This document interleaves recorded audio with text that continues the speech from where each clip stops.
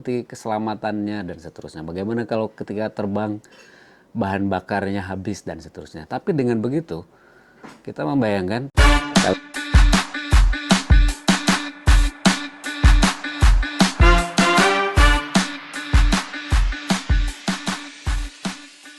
ada faktor bagaimana nanti keselamatannya dan seterusnya. Bagaimana kalau ketika terbang bahan bakarnya habis dan seterusnya. Tapi dengan begitu kita membayangkan ternyata manusia benar-benar bisa terbang, ya, terbang dan diturunkan menjadi sebuah perangkat yang saintifik.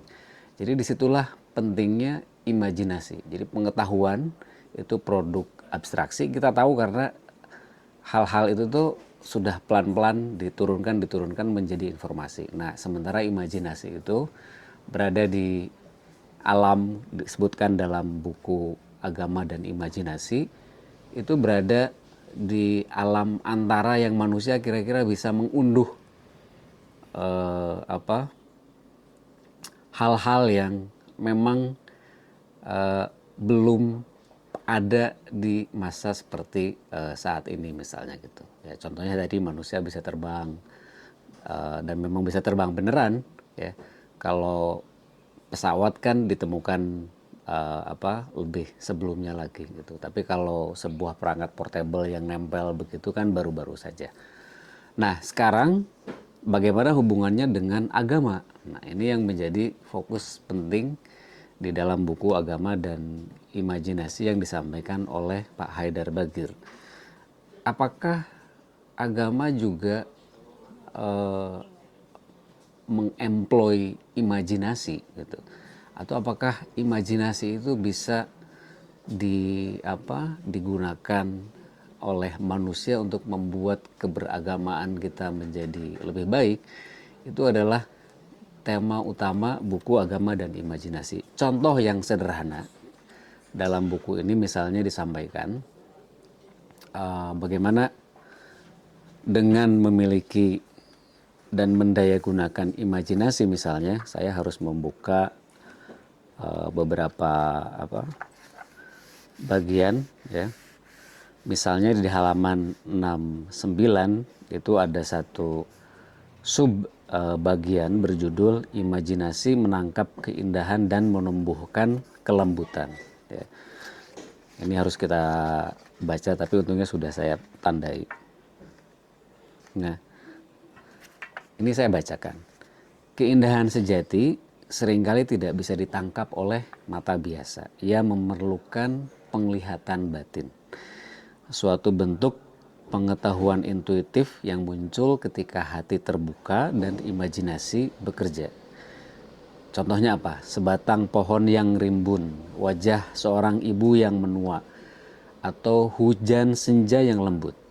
Semua ini menjadi atau bisa menjadi peristiwa spiritual jika dilihat dengan mata imajinasi. Nah, paragraf selanjutnya, dalam imajinasi yang hidup, keindahan bukan hanya bisa dilihat dalam galeri, melainkan hadir di dalam pengalaman sehari-hari. Ia menjadikan hidup terasa lebih penuh, lebih hangat, dan lebih layak untuk direnungi. Imajinasi dengan demikian membentuk estetika yang menjadikan pandangan hidup kita menjadi lebih luhur. Nah, ketika seseorang terbiasa menangkap keindahan melalui imajinasi, hatinya pun melembut. Mengapa?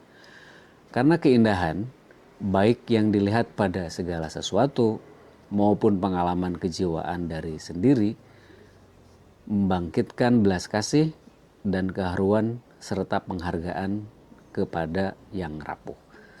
Menghidupkan imajinasi bukan berarti melarikan diri dari kenyataan, melainkan justru mengendapkan kenyataan ke dalam hati.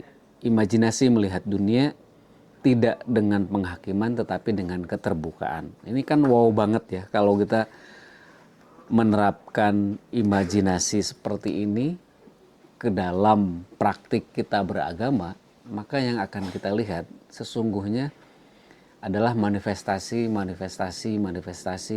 dari keindahan, ya, yang sumbernya tentu adalah sumber keindahan itu sendiri adalah Tuhan begitu. Jadi Pak Haidar Bagir dengan sangat menarik melihat bahwa daya imajinasi ini kalau kita gunakan dengan baik, itu justru akan mampu membuat kita berempati pada orang lain.